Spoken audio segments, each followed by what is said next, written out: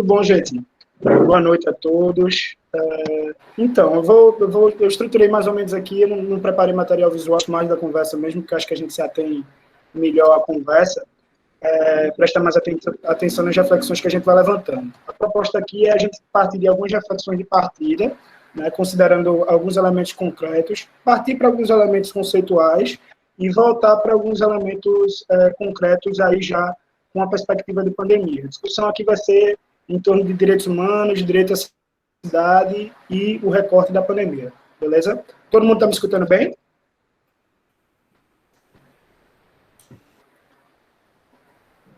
Perfeito, Antônio. Sim, eu escuto. Sim.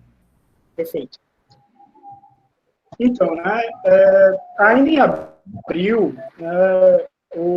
a ONU Habitat tinha dado um plano de resposta, né, o plano de resposta da ONU Habitat à Covid-19, já apontando ali no fim de abril, mais de 1.430 cidades em 210 países do mundo, né, que tinham cometidos por causa do Covid. 95% dos casos que estavam sendo apontados ali eram centros urbanos. Né? Isso é reflexo da consequência de um século XXI, em que uma maioria precarizada conhece do que a gente chama de capital globalizado apenas os seus efeitos perniciosos.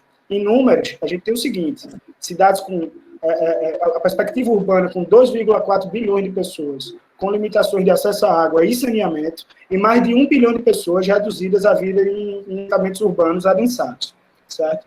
E é precisamente dessas comunidades, é bom que a gente reflita isso, é precisamente dessas comunidades e territórios, desses assentamentos urbanos adensados, de onde vai vir a maior parcela da população economicamente ativa, daquele espaço urbano pensado pelos Objetivos de Desenvolvimento Sustentável, a ODS, a Agenda 2030, né?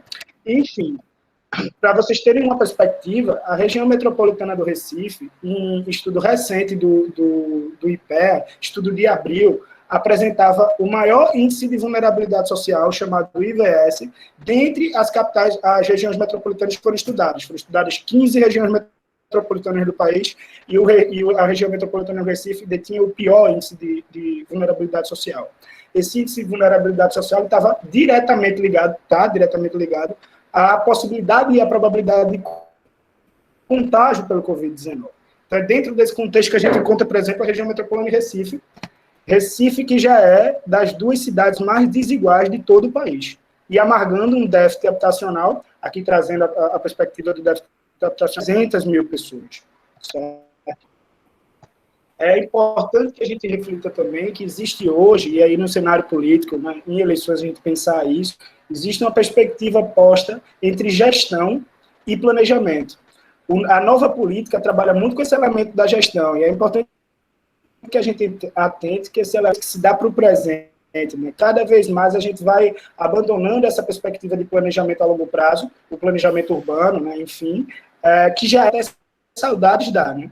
Porque essa lógica de choque de gestão, de pensar o presente, né, abandona completamente qualquer perspectiva de planejamento urbano, os diretores, enfim.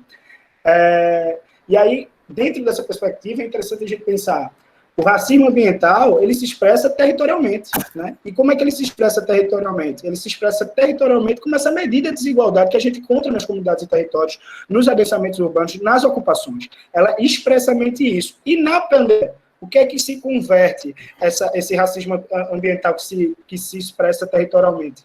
Ele vai se converter num cotidiano de morte. Não é à toa que, em dado da pandemia, por volta de julho, né, a população negra no país morria 5 vezes mais que a população branca.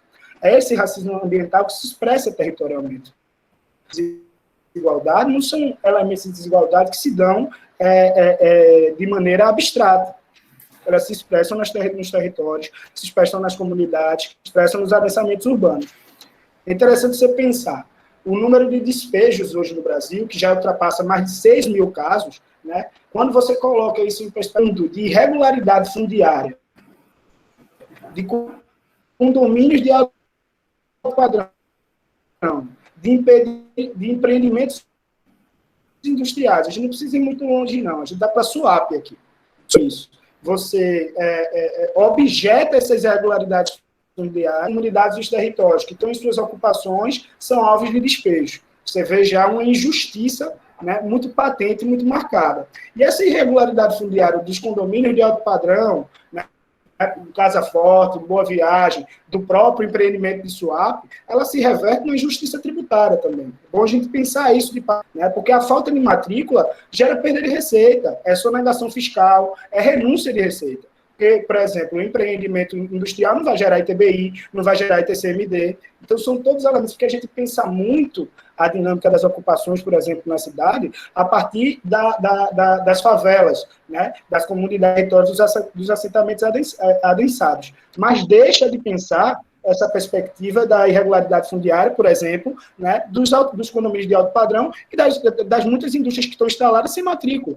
Então, veja como é que a própria perspectiva da desigualdade nos ensina a pensar com um olhar, né, e sem olhar determinadas injustiças que estão postas e conduzidas, né, pela dinâmica do Estado a todo tempo. Enfim, então essa perspectiva de gestão, que é pensada pela nova política, ela é extremamente limitada, porque ela é voltada para o presente, certo? E aí dá saudade, né, dessa cultura de planejamento, que era incipiente, mas que com toda certeza hoje, se você olhar essa nova política, essa lógica de gestão. Mas, enfim, entrando para conceitos, certo? A gente fez essa reflexão de partida, vamos agora entrar para conceitos, né? Eu penso que é uma expressão, ele é a expressão de que não é possível a gente pensar um conceito que seja uníssono de direitos humanos. Né? Ocorre assim, para mim, que os direitos humanos eles são controversos e não são autoevidentes. Ao contrário, né, essa é a perspectiva da teoria crítica, que se contrapõe a um discurso jurídico que é dominante, para que os direitos humanos emergiriam como universais e cristalinos pelo fato de ser o indivíduo uma pessoa humana. Eles seriam derivados da razão, não guardariam assim qualquer ambiguidade ou espaço para controvérsia. Eu já gosto mais de pensar os direitos humanos desde uma perspectiva que é a perspectiva do Costas Douzinos. É um autor grego muito bom, recomendo a todos vocês, certo? E é a seguinte, aqui os direitos humanos eles são instrumento da ética. Eles antecedem, né, a própria dinâmica jurídica. Ele reconhece os direitos humanos como um princípio negativo ou uma energia que informa e transforma as relações jurídicas. Mas por que eu estou falando isso? Porque eu penso que sobretudo, esse princípio, essa energia, que é o motor do que a gente chama de poder popular, que, para mim, é o recurso elementar das cidades, através do qual é possível, de fato, uma gestão democrática da cidade, uma gestão participativa das cidades, com formulação, execução e acompanhamento dos planos, dos programas, dos projetos, enfim, do desenvolvimento urbano, assim como está previsto lá no artigo 2, inciso 2º, do Estatuto da Cidade, nosso querido Estatuto da Cidade, mais querido Estatuto da Cidade. Né? Então, assim, colocando elementos ainda conceituais do direito à cidade, acho que muita gente sabe aqui, mas é sempre bom a gente fazer essa linha teórica. Os antecedentes do direito à cidade, eles remetem aos escritos do Lafado, né, seja o livro icônico O Direito à Cidade, ou ele tem muito uma pegada aqui na América Latina da teoria da libertação da América Latina, seja com Henrique Dussel, com o Boff, com Paulo Freire, certo? Tem um marco, né, fundamental no ponto de vista político, que é a emenda popular da reforma urbana constituinte, certo? Ele ganha o seu grande pilar em 2001, a lei 10.257, certo? Ele tem um reflexo, né, muito importante, ganha um novo fôlego a partir das cartas europeias sobre os direitos humanos nas cidades, que data do ano 2000, vem a Carta Mundial do Direito à Cidade, que é de 2005, certo? E, por fim, o novo marco é a Conferência da ONU Habitat 3, né, em Quito, as chamadas Conferências de Quito de 2016. Então, reflitam. É algo que se desenvolve, né, a partir do final da década de 70 do século passado, né, e começa a tomar corpo. Veja, ele só passa a ser, realmente, ele vem participar de uma carta do direito à cidade, de uma carta do documento oficial da ONU em 2016. Vocês terem ideia de como é uma perspectiva que ainda é jovial, que ainda é nova, que ainda tem muito a se refletir, né, que tem muito a se radiar enquanto eixo de direitos humanos. Enfim, ele tem um delineamento específico do direito à cidade. Qual seria esse delineamento específico? Ele tem, primeiro, por característica, interdependência aos direitos humanos. Ele é entendido como um feixe de direitos que se realiza no ambiente da cidade. E é bom dizer que cidade aqui é um termo de urbe, ela não quer dizer necessariamente o centro urbano, são cidades urbanas, rurais, os territórios, as comunidades, os assentamentos, ou seja, todo tipo de território que se organize político ou administrativamente, político-administrativamente, na verdade. Ele é um direito essencialmente coletivo, é difuso, ou seja, com aquelas características transindividuais que não podem ser quantificadas, que não podem ser mensuradas, certo? Ele toma a cidade, naquela perspectiva grega, de bem comum, né?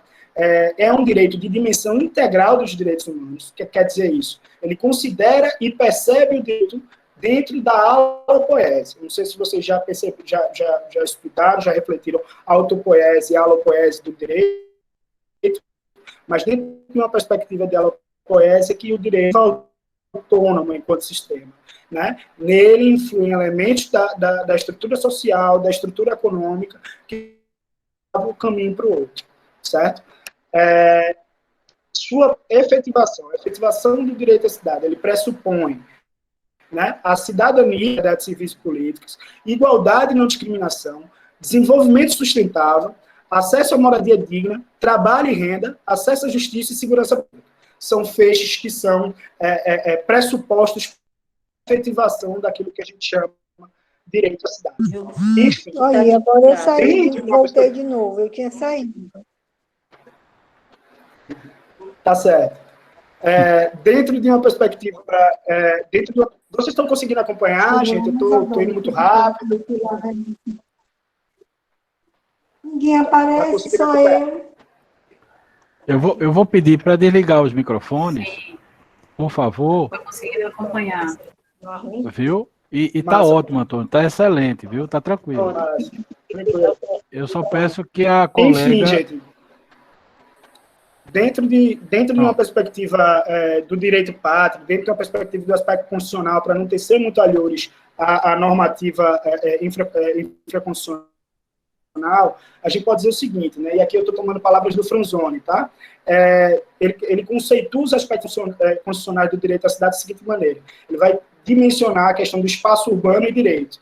Vai dizer o quê? A gente precisa ter uma política de controle de uso do solo, das relações proprietárias, da distribuição da cidade. Que quer dizer basicamente o quê, gente? A gente precisa, né, determinar a partilha da valorização imobiliária e dos recursos urbanos, a partir da função social da propriedade e da cidade. Ou seja, o direito opera aqui as vantagens e desvantagens do processo de urbanização.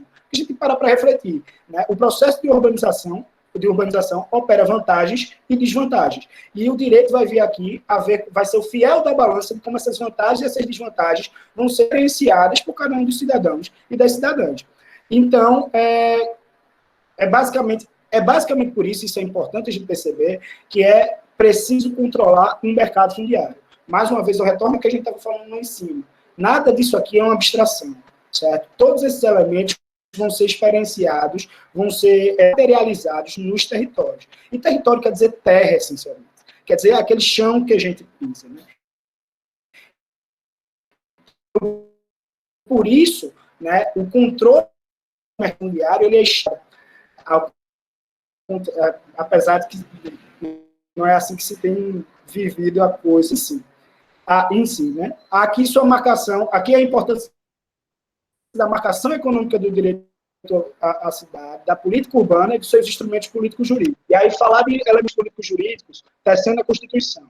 Você pode ver o direito à cidade a partir de 3 eixos. Primeiro, o eixo do planejamento, o plano diretor, aquele artigo 182, parágrafo 1º da Constituição, dos instrumentos políticos jurídicos, seja a desapropriação, a edificação compulsória, a tributação progressiva, a desapropriação sanção e o uso capião urbano, aqueles dos 182 e seguintes, certo? E o da delimitação da função social da propriedade urbana, que esse, para mim, é o fundamental, é o princípio que irradia a função social da propriedade, é o artigo 182, capítulo, parágrafo 2º, certo? Outros dispositivos que a gente poderia citar aqui do direito à cidade, né, seria o direito à moradia, obviamente, o direito constitucional à moradia, artigo 6º, né, os objetivos da República, o objetivo do meio ambiente equilibrado, o artigo 225 da Constituição, certo?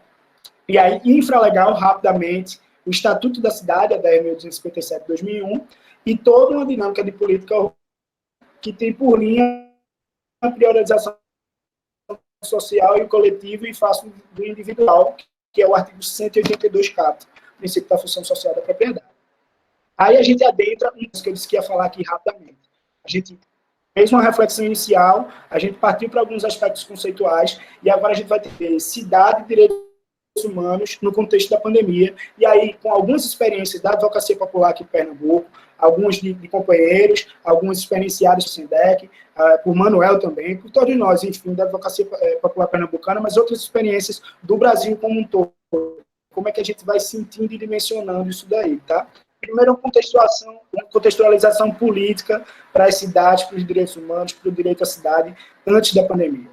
Você sempre teve um problema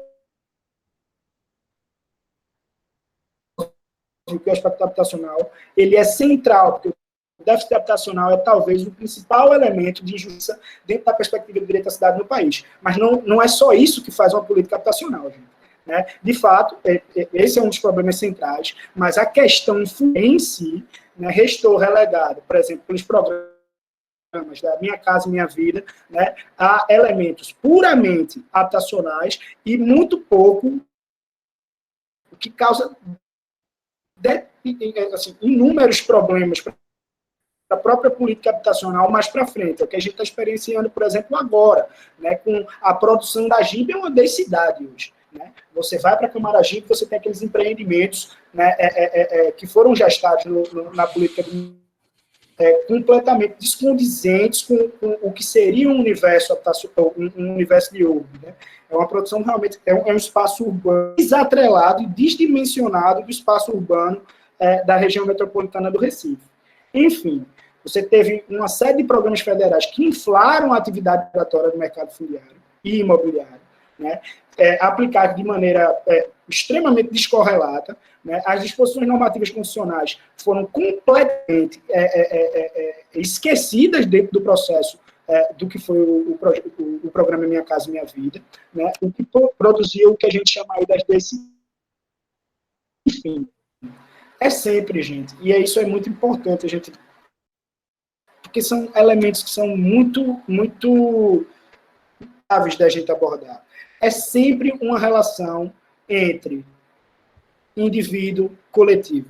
O tensionamento propriedade é um tensionamento entre o individual e o coletivo, que é sempre um tensionamento muito próprio do direito. Mas, ainda maior, porque quando você fala de regularização fundiária, você tem toda uma normativa da usucapião. Ele vai dizer que você, passado de especial urbana, 5 anos, áreas que tenham até 200 metros quadrados vão poder ser usucapidas. Ok. Aí vamos lá. A camarada ou camarada que morava ali naquela casa, ela já casou, se descasou e casou de novo, ou seja, já foi casado, separado de fato, casou e separou de fato, 2 vezes. A esposa ou o esposo, o ex-marido, a ex-mulher, mora em outra cidade. Como é que você faz a titulação? Ou seja, você ganha a usucapião, veja, você leva a usucapião, mas você não consegue fazer a titulação em cartório, simplesmente porque você não tem como registrar essa realidade que se encontra no assentamento dentro da normativa brasileira. Isso é um outro problema que a gente encontra muito dentro dessa perspectiva de titulação e de acesso enfim, ao direito à habitação, Enfim, continuando dentro da perspectiva de antecedente da pandemia, eu divaguei um pouco aqui, mas você tem um golpe de 2015, a gente passa por uma agenda de democratização neoliberal, e a exemplo dos demais direitos sociais, também o direito à cidade e a agenda da reforma urbana passa a sentir a desconstrução do modelo de gestão que foi franqueado pelo golpe. E aí, sob a caneta do Temer, a gente tem aprovado a infame 13465, de 2017, que, dentre outros descaminhos, ela culmina na desconstrução do marco progressista de regularização fundiária.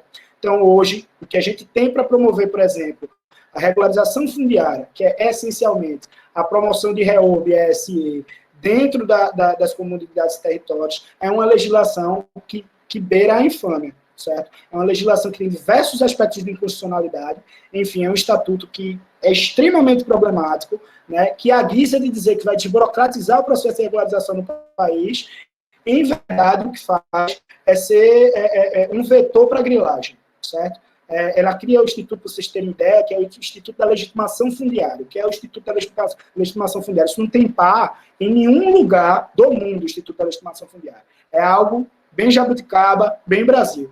É basicamente dizer que se institui do nada um direito de propriedade para todas as comunidades e territórios, e aí sim, aqui é a nossa bandeira, mas para qualquer assentamento, né? E aí pode ser uma propriedade rural no Xingu, pode ser qualquer coisa, gente, que estejam consolidados até 2016. Ou seja, enquanto nós, né, da luta urbana ou os companheiros da luta rural sofrem para fazer a regularização fundiária, né, a legislação da 3465 facilita e descaminha, né, ou seja, prioriza a grilagem para os grandes proprietários, ou seja, para os grileiros do Brasil afora. Enfim, é tempo de desmonte do Sistema Nacional de Cidades, fim do Ministério das Cidades, a gente encontra o corte dos recursos completos para habitação de interesse social, né? E isso é o exemplo nacional. Quando a gente cai para um contexto pernambucano, embora o governo estadual faz toda a oposição ao governo federal, ele faz, minha gente. A gente sabe aqui, quem experiencia a cidade do Recife, quem experiencia o estado de Pernambuco, sabe que essa oposição que o governo faz aqui é virtual, né? Porque ele pode ser caracterizado, eu gosto de chamar, como um governo pragmático. Ele é centralizador e é autoritário. Certo? O governo PSB aqui é essencialmente centralizador e autoritário, né? E são características dessa centralização, a teatralização da participação popular, né? A cooptação de lideranças populares, o alinhamento marcado com o mercado imobiliário, né? Quem viveu a experiência do Estelita sabe o que a gente está falando aqui, né? O poder público é o maior poder público, não é só em Pernambuco, não, mas, enfim, é um dado que é importante. O poder público é o maior responsável por despejo de população de baixa renda, gente, né? Ante uma inexistência de política de habitação, seja do Estado, seja dos municípios, e o completo esfacelamento da política de habitação de interesse social nacional, é um quadro que preocupa muito. E o que reflete isso? Esses aspectos que estavam sendo colocados no âmbito das cidades aqui. Isso reflete, no caso Miguel, né? Você tem as Torres Gêmeas, que é o símbolo da distribuição desigual da cidade de Recife. Quem não acompanhou o caso Miguel foi o caso de uma criança de 5 anos aqui, né? Que, apesar da recomendação do Ministério Público do Trabalho, que dispensava as trabalhadoras e os trabalhadores domésticos, né, de trabalhar durante a pandemia, ela foi obrigada a ir trabalhar, não é isso? E quando estava com o cachorro da patroa, né, levando ele para passear, né, essa criança ela foi atirada, basicamente, ao elevador de um prédio e se desencaminhou, não é isso, né, nessa coisa grotesca que foi o ato da patroa e terminou caindo do prédio, morrendo, né, gente? Isso quer dizer o quê? O que quer dizer esse ato de Miguel? Ele expressa essas desigualdades que se expressam no território. Né? Seja Miguel, né? Seja o caso de João Pedro, do Rio de Janeiro, seja o caso do Jorge Floyd, em Minneapolis. Eles são o quê? Eles são as representações de que todo o Estado, toda a forma de condução do território, de construção, da limitação desses territórios, eles são pensados para o extermínio da dignidade no primeiro momento e para o extermínio dos corpos negros no segundo momento. É tudo estruturado. A forma como se dimensiona a cidade, ela se alinha dessa forma. A gente tem alguns outros dados aqui, por exemplo.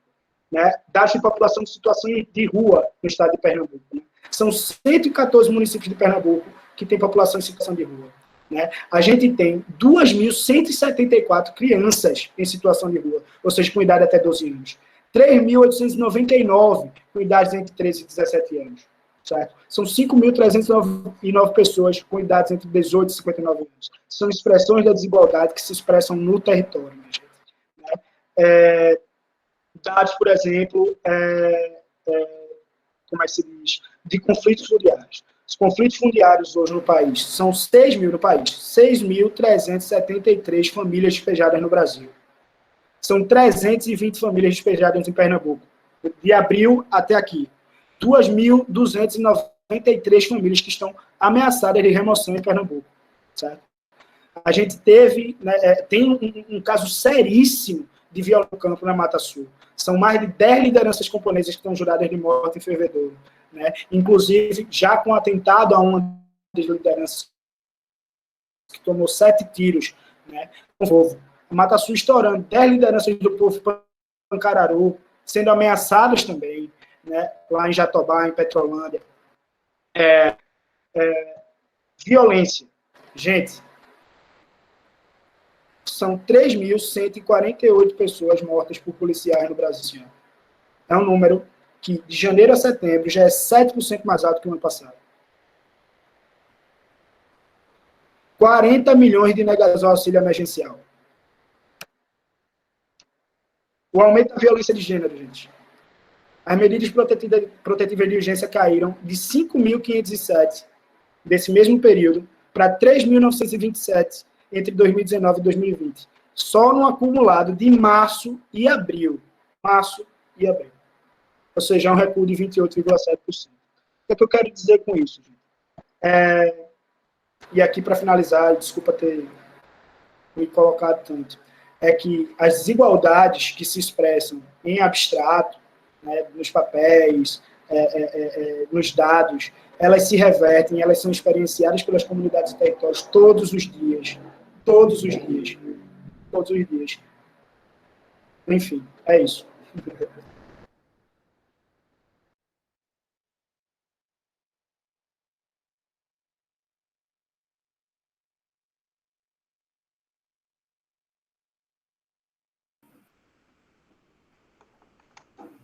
Eu quero agradecer a doutor Antônio Celestino. Ele fez realmente um painel incrível, né, trazendo, como imaginávamos, um quadro de violações no contexto do conflito urbano. Vamos agora ter a palavra e depois das 3 falas a gente abre os debates. Pode escrever as perguntas, os palestrantes podem receber a notícia, não é? Mas agora a gente vai ouvir a Apoena Ferreira, do Centro de Estudos e Ação Social, CEAS. Alô, boa noite. Olá, boa noite. Tudo bem? Obrigada. Eu quero agradecer, eu sou a Apoena Ferreira, sou urbanista também, né? Sou assessora do CEAS, a gente trabalha com acompanhamento de comunidades. Bem, eu sou urbanista, sou mestranda em arquitetura e urbanismo pela Faculdade Federal da Bahia. Eu tenho uma apresentação, né? Vou precisar da ajuda aqui de um slide, né? Vou colocar aqui. Só um instante. Bem, enquanto isso, né, eu quero aproveitar, né, para agradecer essa oportunidade, né?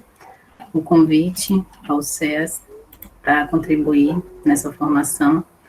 A gente tem também aqui na turma, na sala, o colega, né, também da equipe do CEAS, Marcos Augusto, que também é geógrafo, também é padre.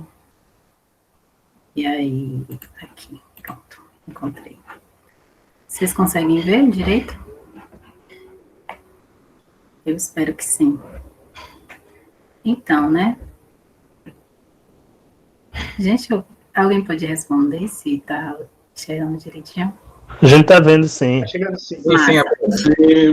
Sim, estamos vendo bem. Tranquilo, muito bom. Obrigada. Então, né, a gente vai trazer alguns elementos aí sobre a nossa atuação, sobre o cenário de mobilização de luta na Bahia, certo? Então, eu vou começar só falando um pouquinho o que é o CEAS, né, Centro de Estudo e Ação Social. Foi fundado em 1967 pela Companhia de Jesus, né, no contexto também de recrudescimento, né, do Estado, no contexto de ditadura político-militar, empresarial, né, ditadura militar aqui no Brasil, essa última que nós tivemos. Então, foi nesse contexto, né, que o CEAS é gestado, gerido e gestacionado, né, pela Companhia de Jesus. Devido a essa necessidade também, né, de naquele momento se colocar frente a diversas injustiças e diversos conflitos que se colocavam naquele momento. Então, a ideia também, né, foi de trazer uma assessoria popular, onde o protagonismo das comunidades e dos movimentos populares seriam o principal, né, essa autonomia dos grupos é o que a gente também tenta manter até hoje, essa nova geração. Eu mesma tenho um ano e alguns meses no CEAS, já conhecia o trabalho, né, e também já fazia um trabalho de assessoria popular, mas de forma autônoma, e me integrei ao grupo, né, e a gente mantém essa linha. O SES trabalha em 3 grupos específicos, né, que é o programa de memória, o programa também rural e urbano, onde eu estou, do qual eu faço parte, né, o programa urbano do SES. Bem, a gente trabalha com uma diversidade de comunidades, né, no interior do estado, e aqui o programa urbano se dedica especificamente aqui em Salvador, né, também fazendo esses paralelos, nós fazemos trabalhos em conjunto, e é basicamente isso. Assim, né, de forma mais objetiva, já que eu vou focar mais na nossa atuação no urbano. De forma mais objetiva, né, o programa de memória, ele lida com as memórias dos grupos, né, com esse trabalho de preservação da memória, de centro de memória. O programa urbano está mais relacionado também com essas questões, né, do campo, acompanhamento de conflitos e desenvolvimento das comunidades. E o trabalho da equipe urbana também a gente vai se aprofundar. Eu vou falar um pouco também, né, desse contexto que o colega trouxe anteriormente também, né, só para a gente se situar. A gente está num contexto, né, de crise institucional, crise financeira e crise política no Brasil, onde, né, a gente vem tendo isso, não aconteceu, né, não é uma especificidade de 2020. Nos últimos anos nós temos visto, né, uma série de políticas de implementação de uma série de políticas, né, antidemocráticas e antipovo, né, uma redução de recursos para programas sociais, redução de direitos trabalhistas, fortalecimento dos ruralistas, né, do setor que, enfim, a gente também fala também, né, da desnacionalização dos recursos naturais, a gente vê um avanço, né, da privatização dos recursos naturais, desmatamento desmantelamento, né, das leis ambientais, o que tem trazido aí, né, o desmatamento, queimadas no Pantanal, no Cerrado, uma série de elementos, né, que impactam, e principalmente a criminalização também dos movimentos sociais, né. A gente traz esse conflito, esse contexto, né, para a gente compreender também a atuação da assessoria e a atuação de todos nós, né. Acho que aqui o curso tem uma série de profissionais, uma série de agentes de movimentos sociais também, se for o caso, e trabalha, né, e está diretamente lidando com esses conflitos, com esse contexto. Diretamente no campo da habitação, né, a gente tem que também, uma das áreas mais afetadas nesses cortes, né, nesses últimos cortes que a gente vem tendo, tanto com o governo apontado, né, como democrático popular, Lula, Dilma, depois o governo Temer e agora o governo Bolsonaro. Então, durante todos esses anos, a gente tem visto, né, a redução de políticas e são cortes, né, que foram feitos muito nesse sentido de preservar os privilégios de quem já tinha, né, setores como o legislativo, o executivo, o judiciário também não teve cortes, né, apenas os setores mais que já sofrem, né, com uma série de restrições. Então, no setor da habitação, a gente teve, né, um dos setores mais afetados, a gente teve um contingenciamento de gastos, né, de 90% dos recursos. Então, já estava apontado desde o ano passado que o Minha Casa Minha Vida iria, né, de alguma forma assim, parar de existir, né. Então, a gente já tinha, né, uma projeção de déficit habitacional de 7,77 milhões de unidades habitacionais, né, e você também tem, como o colega trouxe, esse crescimento, né, da força policial, da violência e do controle de Estado nos territórios. Isso impacta tanto os centros urbanos, como os territórios no campo também, né? E agora, nos últimos anos, né, nos últimos meses, a gente teve o anúncio, né, da implantação do programa Casa Verde e Amarela, né, que é um programa que a gente ainda não tem como avaliar de forma aprofundada, mas já tem uma série de equívocos, né? Um dos principais é o fato de não priorizar a renda, a faixa 1, né? Então, a gente percebe, né, também, novamente, a intensificação da moradia como mercadoria, né? Dessa lógica de mercado da habitação. Então, nos conflitos mais próximos aqui, né, de Salvador,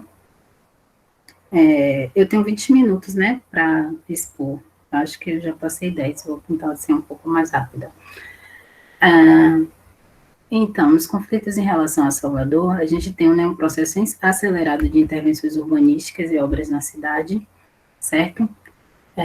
E envolvendo principalmente a dimensão da mobilidade e também da infraestrutura urbana, né?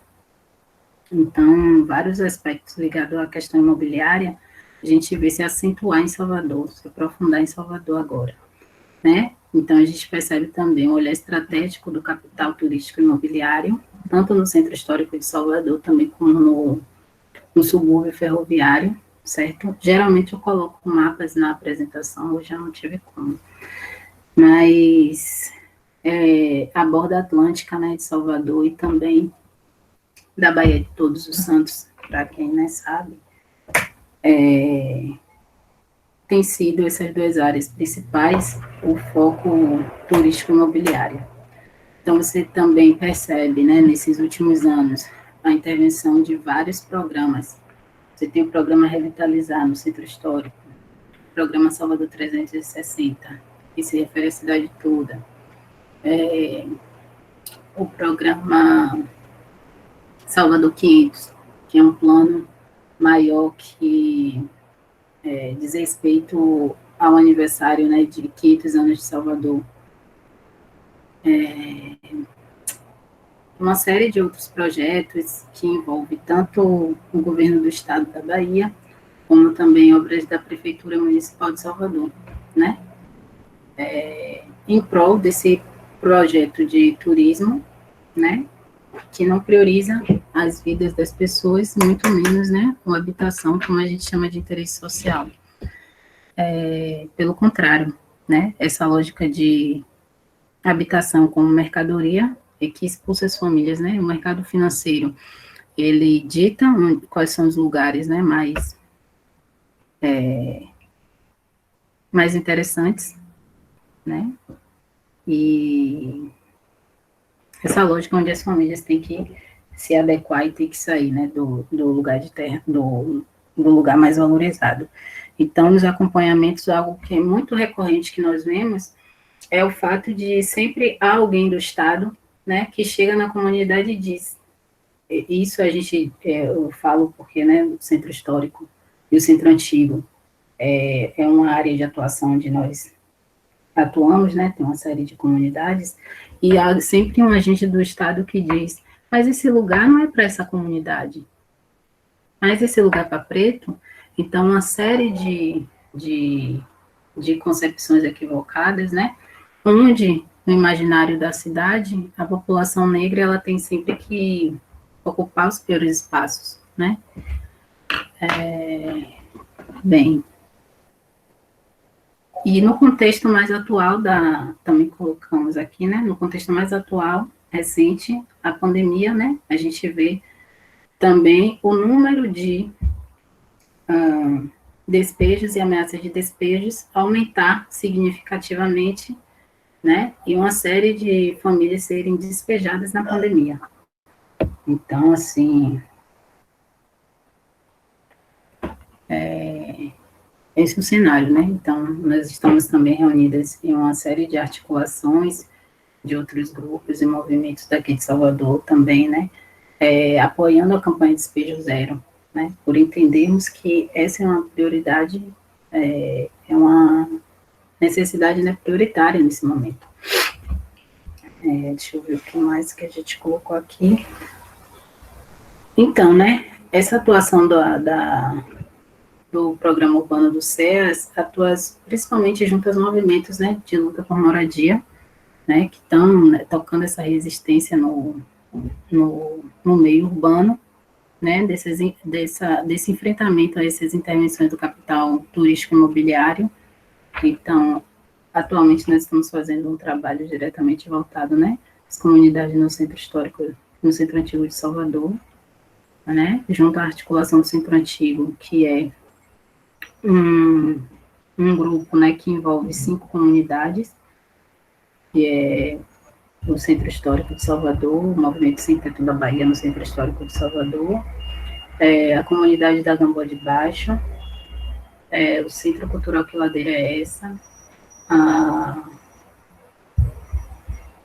da Ladeira da Preguiça, né, a comunidade também, o coletivo Ladeira da Conceição, o 2 de Julho, né, o nosso bairro 2 de Julho. E aqui, essa foto, por exemplo, é de uma ocupação feita em Paraíso, né? Essa ocupação, ela aconteceu, as famílias...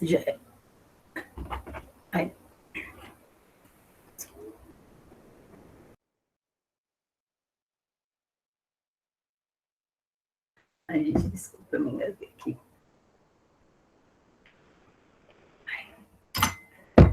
Desculpa. Ai, sei onde é que eu estava. 5 minutos para concluir? Ai, certo. Então, Ai, meu Deus. Então, né, nós trabalhamos a partir dessa forma, né, fortalecendo os grupos e comunidades que atuam no urbano. Nós estamos trabalhando com 3 frentes de atuação, né, que é o acompanhamento direto do conflito. A gente também atua, né, nesse âmbito da articulação e da formação sociopolítica, né, contribuindo com grupos. A articulação do Centro Antigo mesmo tem um ato cortejo, né, que todos os anos sai reivindicando, né, justo no dia da independência da Bahia, né, reivindicando essa questão da terra e do território no Centro Histórico, e também o fortalecimento da autogestão, né, a partir da produção a partir da produção, né, a gente trabalha também ainda com Paraíso, com essa discussão das hortas urbanas, né, de sustentabilidade nos territórios urbanos. E, só para resumir, né, assim, a gente tanto traz, né, esse acompanhamento direto dos conflitos fundiários, também o fomento, né, da articulação e formação sociopolítica, o fortalecimento da autogestão na produção de diversos âmbitos, né, tanto cultural, quanto na produção de alimentos, né, na produção da casa e do território, também no fortalecimento e organização das mulheres e das juventudes, né, e a articulação entre entidades da sociedade civil, ampliando, né, essa rede de parceiros e de atuação do SEAS. É basicamente isso, gente. Acho que a gente pode trazer outros elementos, né, no debate, na discussão. Obrigada. Muito obrigado, valeu, parabéns. Vamos agora ter a apresentação de Agnaldo, Padre Agnaldo, que trabalha nessa questão de migração, tem todo um trabalho dedicado a essa luta. Por favor, Padre Agnaldo. Muito bem. Deixa eu ver se consigo colocar aqui a apresentação. É só um minutinho.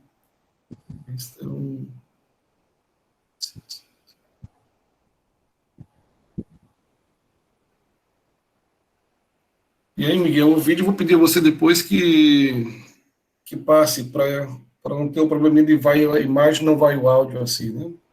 Pode deixar. Pronto, primeiro agradecer e parabenizar a Unicap, o OMA e a cátedra da Unesco aí do Helder pela iniciativa desse primeiro curso de extensão. Realmente foi uma ideia genial e inovadora para realmente trabalhar e aprofundar mais esse conceito da ecologia integral e a justiça socioambiental, que a gente pode comparar de forma muito concreta em Laudato Si, esse documento do Papa Francisco, que, de fato, nos tira da falsa ilusão de que há duas crises no nosso mundo hoje, né? Quando, de fato, há somente uma crise socioambiental que afeta o mundo todo, assim. Então, a gente realmente se alegra, celebra, festeja esse primeiro curso de extensão, que vejo que é uma diversidade de pessoas de vários locais, alguns também conhecidos, num espaço de enriquecimento e no diálogo, assim. E como extensão, nos permite esse bate-papo, esse diálogo, esse aprofundamento, essa troca de saberes e de riqueza entre todos, assim, né? Isso primeiro. O que eu vou trazer, o meu lugar de fala um pouco, é a questão da migração e do refúgio. E desde a Companhia de Jesus, né? Eu sou padre jesuíta, coordeno aqui no Brasil um serviço nacional, o Serviço Jesuíta Migrantes e Refugiados. Estamos de norte a sul no país, somos uma rede mais internacional da Companhia de Jesus, que faz, agora em 2020, 40 anos que estamos atuando nesta frente de missão. Então, esse é o meu lugar de falar também da injustiça socioambiental e da temática do desafio urbano, assim, né? Então, primeiramente, esse pensamento que é um documento mais geral da Companhia de Jesus no mundo, em que convida a olhar essa realidade assim, né? Desde a nossa motivação, que vem desde a fé também, cristã, católica dos jesuítas, né? Diz assim que entre as diversas formas de sofrimento, uma das que aparece com maior consistência é aquela relacionada com os deslocamentos de população, refugiados, migrantes e deslocados internos. Ante as atitudes de hostilidade a essas pessoas, nossa fé convida a companhia a promover, onde quer que seja, uma mais generosa cultura da hospitalidade. Então, nesse marco da migração do refúgio, tem esses três conceitos. Então, o refugiado é aquele que realmente cruzou uma fronteira internacional, motivado por um fundado temor de perseguição que havia em seu país, uma ameaça sobre a sua existência, por as causas que Genebra consagrou como marco mais, digamos assim, geral, universal. Assim. Depois tem Cartagena, que atualizou um pouco mais também outras realidades, que também toca a temática da questão ambiental de modo especial, mas que muitos poucos países têm feito uso do marco legal de Cartagena. Agora temos visto com o fluxo venezuelano, né? Então, os migrantes são também esses não refugiados em si, também não tem uma causa que realmente é um fundado temor de perseguição, mas são pessoas que são também, assim, tão imigração forçada e por outros motivos também vão a outros países, ou dentro do próprio país, como os migrantes internos, e o nosso país tem muito marca disso, de sermos um país de mobilidade humana interna, de migrantes internos, tal. E os deslocados internos também são esses que estão dentro do próprio país. Vai de uma região para outra, mas não atravessa uma fronteira internacional. Aqui eu queria trazer alguns dados mais recentes, final de 2019, o Acnur, que é essa agência da ONU para os refugiados, a cada ano ela faz uma espécie de tomar o pulso de como anda o nosso mundo, nesse tema da mobilidade forçada e dos refugiados, de modo especial. Assim, né? Aqui temos a cifra de que se encontrava em dezembro de 2019, cerca de quase 80 milhões de pessoas forçadas a se deslocar no mundo até o final do ano passado. Assim. Então, desses são 26 milhões são refugiados, né, de fato, 45 milhões são pessoas que estão deslocadas internamente do próprio país, e país que tem muitos conflitos internos, né, a Colômbia, por exemplo, com as Farc, o movimento da guerrilha. Então, isso faz com que as pessoas não chegam a atravessar um outro país, mas vivem buscando refúgio dentro do seu próprio país. Temos também aqueles que solicitam refúgio, que são mais de 4 milhões de pessoas, e um recorte, um destaque para a questão venezuelana, porque nunca tivemos em nossa região latino-americana um evento dessa magnitude, como estamos acompanhando já há uns 4 ou 5 anos, progressivamente aumentando, ano após ano, a realidade hoje dos que, de fato, deixam a Venezuela para buscar sobreviver em outros países. E a pandemia, pois agora, dificultou mais ainda esse processo, porque para um refugiado, para um migrante forçado, a sair da sua região, do seu lugar, é o que garante a sua sobrevivência. A pandemia tem agravado muitos quadros de violência e perseguição dentro do próprio país. Então, assim, a gente defende a questão sanitária, digamos, de poder realmente haver medidas, protocolos para evitar a pandemia se alastrar, mas também que as fronteiras deveriam estar, de certo modo, habilitadas, com a segurança necessária para garantir também a vida e o direito de migrar dessas pessoas em busca de sobrevivência. Aqui temos um recorte importante que é, dentro de 10 anos, em 2010, tínhamos cerca de 40 milhões de pessoas nessas condições. Em 80, eram 16 milhões. E de 2010 para 2020, praticamente dobramos esse número de pessoas em mobilidade humana forçada, em 10 anos. Então, um recorte de tempo muito curto para termos uma realidade que vai realmente se propagando mundialmente. Assim. E o Brasil não está fora desse contexto. Temos recebido, basicamente, na época, pois, os haitianos, que vieram com um certo número significativo para o nosso país, desde 2010, após o terremoto que destruiu boa parte do país caribenho, e os constantes vulcões, furacões, que também, vamos dizer assim, destrói, né, a situação no Haiti. E ainda hoje continua, de certo modo, impactado. Né?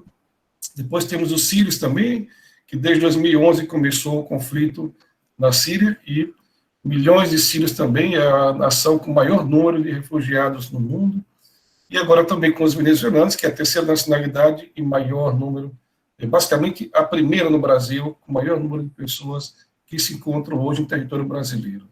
Estamos falando de 1% da população mundial que está deslocada, né? Quase 7 bilhões, chegando quase no 8%, basicamente 1% são pessoas que se encontram nessa condição de vida. 80% dessas pessoas estão deslocadas no mundo, elas estão em países ou territórios afetados por graves insegurança alimentar e desnutrição. Então, elas não vão para os países mais desenvolvidos, mais industrializados, não. Elas vão certamente para países que também carecem de condições de poder acolher um número tão significativo de pessoas. Né?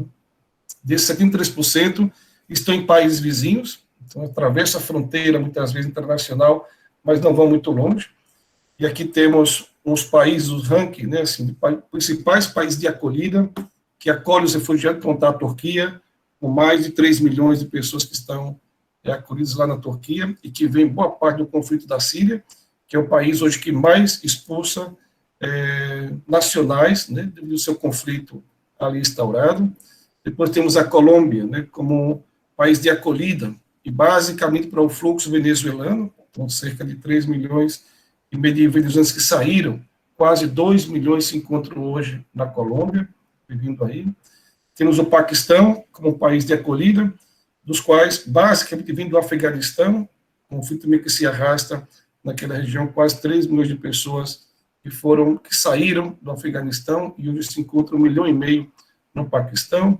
Sudão do Sul com a Uganda, e, basicamente, a gente escuta muito falar de Europa, da crise dos refugiados na Europa, mas, basicamente, a Alemanha foi o único país que, em 2016, acolheu ali cerca de 1 milhão de refugiados, por uma questão também de sobrevivência da Alemanha, porque os países europeus têm uma baixa natalidade, então precisa de força jovem, que move a economia, garanta, digamos, as pensões dos mais idosos e assim vai. Então, temos uma espécie que a migração tem sido uma pedra de toque na política também internacional. E hoje estamos vendo que nos Estados Unidos, né, é o ponto-chave, no Brasil também não é diferente. Assim. Destacar um outro elemento que 40% dessas pessoas deslocadas são crianças, são menores de idade. Né? O professor Antônio falava das porcentagens de pessoas em situação de rua, e aqui também, no recorde da migração, sabe que mais de 40%, na verdade, são crianças, né? Isso significa um recorte duro do sofrimento dessas pessoas. Né? Basicamente, 85% delas estão em países em desenvolvimento, então, como falava um pouco antes, assim. E dizer que aquelas que são apátridas estão nascendo já em países onde seus pais já estão vivendo como imigrantes, mas sem poder dar nacionalidade aos seus filhos que nasceram naquele país. Então, são os apátridas, né? Sem pátria, sem nação, sem um Estado que defenda os seus direitos. Na casa dos 4 milhões de pessoas que se encontram nessa situação. Eu queria passar o vídeo, aí se o professor Manuel me ajuda com ele transmitindo de lá, porque vai que dá problema por aqui, que é uma espécie de... São 3 minutos um videozinho falando sobre que não podemos deixar ninguém para trás, assim. Então, eu queria colocar um pouco de rostos, de histórias, de causas que fazem as pessoas serem forçadas a migrar e a buscar refúgio em outros países, né? Eu convidaria a gente ver esse vídeo, 3 minutinhos, faz gancho com a Agenda 2030, né, para o desenvolvimento sustentável, que a nossa atuação vem daí também, assim, né, ser um pouco atores nesse esforço de poder realmente ajudar os estados a terem uma atitude mais hospitaleira, mais integradora, mais inclusiva. Vê se consegue aí, Manuel.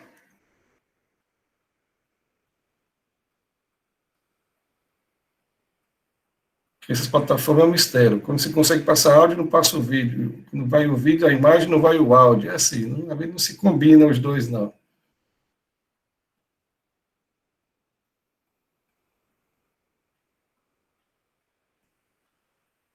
Se não, posso tentar para ver se...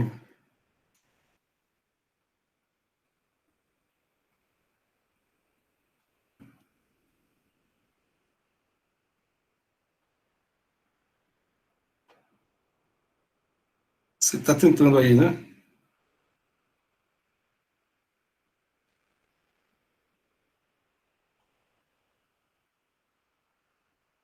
E nesse videozinho, eu queria que vocês olhassem um pouco as causas. Aí está vindo. Uhum.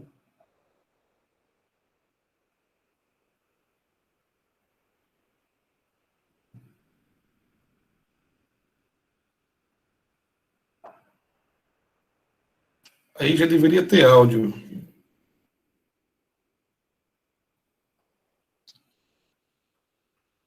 Está sem áudio, Manuel.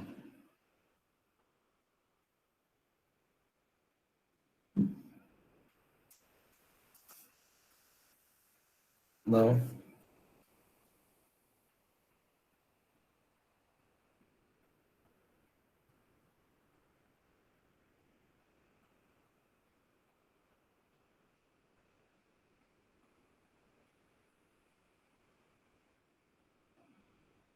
Alguém escuta o áudio, não? Não, tá sem áudio. Não, tá sem áudio. Pessoal, Não, vamos não dá tentar... para ouvir, Se não. tirar o fone de ouvido, Agnaldo, se você tirar o fone de ouvido, aí vai funcionar. Mas quem está transmitindo é o Manuel. Aí então tem que ser o Manuel que tira o fone. Manuel, tira o fone, Manuel. Estão ouvindo? Agora parou.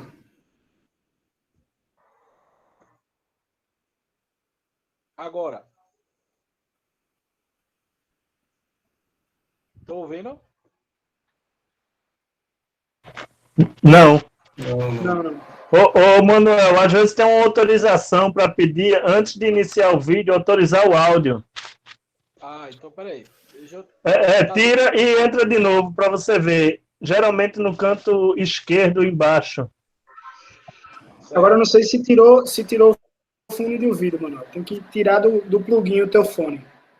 Eu tirei. Deixar o áudio do computador. Para ficar o áudio do computador, não é? Eu tirei.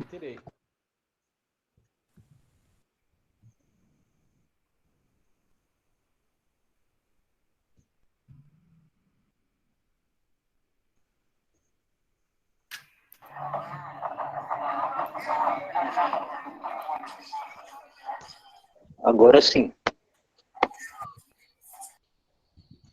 Parou. Ele tá entrando.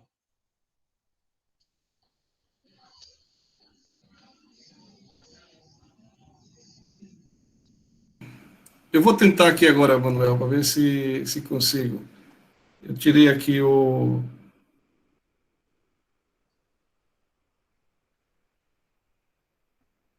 Vocês me digam aí se escutam, ok?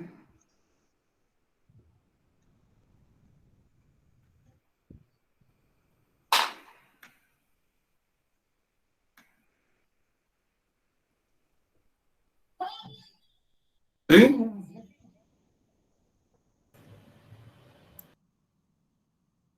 Você escuta? Continua sem áudio. Sem áudio? Então é um mistério. Eu vou desistir dele.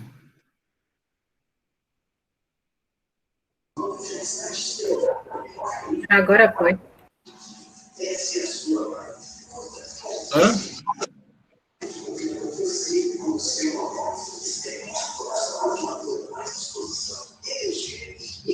Aí na escola de Maria José.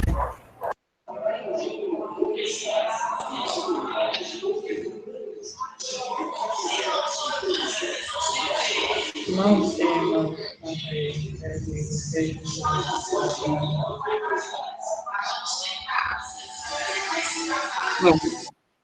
Não, Manuel, eu vou deixar.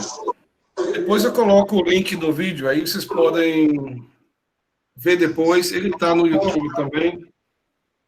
Mas era um pouco para isso, para colocar uma espécie de rosto, de história, de percebermos as causas que levam as pessoas a deixarem seus países, o que isso impacta na cidade onde elas vão também, assim, basicamente. Compartilho aqui agora esses 4 tópicos, assim, de um informe recém-saído deixa-me ver aqui a organização, que aqui no Brasil também participou a Missão Paz em São Paulo, a Conectas Direitos Humanos, chama-se Labirintos de Papel, Desigualdade e Regularização Migratória na América do Sul. Aí pela Comissão Argentina para os Refugiados e Imigrantes e no Centro de Estudos Legais e Sociais. Mas eu queria... Eu parei a apresentação? Está bagunçado isso aqui.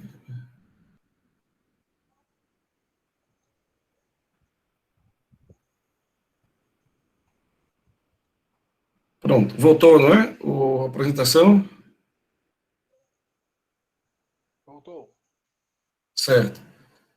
Então, aqui temos 4 tópicos. Depois eu vou compartilhar também o link deste informe, para que, se quiserem, pois, entrar um pouco mais nessa realidade, entender os desafios do fluxo migratório. Primeiro, é o tema da regularização migratória, permanência e direitos, né? Então, aqui temos uma espécie de dificuldade que é os estados, eles estabelecem os requisitos, verdade? O marco legal para que as pessoas possam deixar o país de origem, possam entrar no país de destino e nele permanecer. Então, esses requisitos, eles resultam em oportunidades desiguais e excluem frequentemente os migrantes mais pobres, os grupos mais vulneráveis, nacionalidades mais específicas, tais como aqueles com níveis de educação mais baixos, ou que trabalham em setores informais da economia. Entendeu? Mesmo os chinos que migram, né, para as grandes fábricas, as indústrias, ou a migração altamente qualificada, do que uma pessoa sem qualificação ou com baixa qualificação. Então, a regularização migratória, ela em si já estabelece certo nível de injustiça entre pessoas que acessam a um país, assim. Um outro elemento é que, ao entrar no país de destino, os regulamentos de imigração continuam a funcionar. Ou seja, estabelece o tempo que a pessoa pode ficar, os 30 dias, 2 anos, uma vida inteira, e isso impacta no que essas pessoas podem ou não podem fazer naquelas cidades, naquele país. Podem trabalhar, podem estudar, podem votar, têm direito a voto, podem abrir contas bancárias, podem comprar propriedades, podem casar-se naquele país, podem acessar o sistema de saúde sem um convênio particular, podem fazer parte das Forças Armadas, ou seja, uma série de direitos que às vezes inclui ou não inclui o acesso à cidade. Aqui, no trabalho que acompanhamos, N dificuldades, desafios urbanos, sob modo especial, quando as pessoas chegam a essas cidades. Começa por alugar uma casa, então não tem uma renda fixa, então como é que ela pode garantir no contrato que vai me pagar durante 6 meses ou 1 ano aquela casa? Não consegue, às vezes, sequer abrir uma conta bancária, temos que entrar com a Defensoria Pública, temos que entrar com a rede local para exatamente capacitar, e bancos públicos também, nesse serviço de poder justamente habilitar um direito que as pessoas têm também, assim. E assim como outros direitos que também são negados nessa condição. Um outro elemento que regularizar o Instituto Migratório dos Migrantes significa dar autorização de permanência às pessoas, não estarem de forma irregular, e aí sofrer também uma série de violências ou de abusos que as pessoas sofrem quando não estão regulares no país. Estar regulado não é garantido muita coisa, e não estando é mais ainda assim. Né? Então, basicamente, na maior parte da legislação e na prática, o exercício de muitos direitos e liberdades está ligado ao Estatuto da Imigração regular no país. Então, aqueles que têm os papéis ou não têm os papéis. Aí, a Paulina falava da questão negra, né? Então, também no recorte da migração também, os negros têm um impacto maior, né? São mais verificados na sua documentação, se está mesmo de fato regular, ou seja, um racismo realmente estrutural no nosso país e em muitos outros também. Né? Então, a regulação migratória é um mecanismo, de fato, central para incluir e proteger a população migrante e refugiada de muitas outras violências e abusos a quais estão submetidas. Né? Aqui eu queria fazer um recorte sobre a migração venezuelana, que está, em grande parte, aqui na região latino-americana. Entre janeiro e junho do ano passado, o Acnur fez uma espécie de pesquisa em 8 mil, entrevistaram, deram informações, né? E aí estão os países, e aqui um pouco do resultado dessa pesquisa, né? De que desses 20 mil que responderam, 34% não tinha uma autorização de residência, então ainda encontra-se tentando regular a sua permanência no país, né? 29%, quase 30% tinha uma licença turística ou visto de entrada quando acessaram, e aquilo se caducou, e ficaram no país de forma, muitas vezes, irregular, buscando uma forma de tentar estar regular no país. 20% tinha uma autorização temporária para ficar, e também o prazo venceu-se. Né? 4% tinha uma autorização de residência permanente, um número muito baixo, realmente, e quase todos estiveram na Argentina, Uruguai ou Chile, a busca por países mais desenvolvidos. Né? 15% buscavam asilo, e 26% planeja um asilo a curto prazo, pensa em poder retornar para o seu país. Né? Era essa a questão. No tema da não discriminação e inclusão, é um desafio grande, realmente, porque essas pessoas se encontram numa situação de vulnerabilidade um pouco maior. Aqui no Brasil ainda lidamos com um certo medo e mito que as pessoas têm de rejeitar o estrangeiro como espécie de... O país já passa uma situação tão complicada, difícil, de desemprego, de pobreza, dizia o Antônio também, né, essa tensão entre o particular e o público, né, no tema da propriedade. Aqui temos a tensão que é o nacional e o estrangeiro. Então, não é muito comum encontrar essa tensão, ser acirrado na disputa entre as duas realidades. Né? Mas o migrante, ele se encontra numa situação muito mais vulnerável do que o nacional, porque não fala a própria língua, está numa cultura diferente, não conhece o marco legal, ou seja, tem seus próprios costumes e cultura, que muitas vezes não pode expressar-se no país, na cidade onde se encontra. Então, há um recorte de maior vulnerabilidade, como chamamos, e por isso que a organização como a nossa tenta exatamente ajudar a superar essa dificuldade com a sua, digamos assim, limitação, né, sua vulnerabilidade. O terceiro aspecto é a administração migratória, aí entre labirintos e o dever de promover. Temos uma lei migratória garantista em direitos humanos, já foi um avanço em 2017, quando foi aprovada a lei 3.445, de 2017, mas ainda falta uma espécie de plano nacional de imigração, realmente, onde os municípios regulam o marco legal do acesso à moradia, do acesso ao trabalho, né, de promover políticas públicas locais para essas pessoas. Então, lá no município, lá na cidade, onde elas vão se deparar com a maior dificuldade de poder viver. Assim. E o quarto ponto, que é a questão da expulsão de imigrantes, como o oposto da inclusão, da integração. Então, temos visto, acompanhado no Brasil, por exemplo, brasileiros que estavam nos Estados Unidos e Trump tem deportado sistematicamente, tem chegado a Belo Horizonte, como todos morassem em Belo Horizonte, né? Embora boa parte são do Triângulo Mineiro, mas tem crescido as deportações por haver essa política mais restritiva dos países em cuidar dos seus nacionais, né? Um nacionalismo cada vez mais forte no nosso mundo. Assim. Então, creio que esse Laudato Si, agora como também Fratelli Tutti, nesse novo encíclico do Papa Francisco, falar dessa amizade social, dessa fraternidade universal, que é o que eu também detectaria que há uma carência no nosso mundo hoje, assim, né? Então, mais do que advocarmos por uma expulsão e que não é nacional, um convite à hospitalidade realmente, um caminho de integração, de acolher o diferente, ele traz uma riqueza em si. Francisco tem frases assim lapidares, de que os migrantes não vêm de mãos vazias, eles trazem a sua cultura, trazem a sua qualificação, trazem o seu saber, e quando vai a um país, ele também, pois, aporta isso ao país de destino, aonde ele se encontra, assim, né? Eu queria, basicamente, tratar essa questão, 20 minutos é nada, ainda me perdi aí com a coisa do vídeo, mas vou deixar o link do artigo, convido vocês a lerem, está em espanhol, mas acho que isso não é uma limitação, para poder justamente a gente botar olho nessa realidade da injustiça também desse tema e poder dar esse recorte quando olhamos assim, na migração. Eu costumo dizer que todas as demais temáticas elas se agravam na migração. Eu costumo dizer com a situação da rua. A rua é como que o último recôndito onde as pessoas se encontram com o seu limite, né, assim, e a parede como fronteira, né?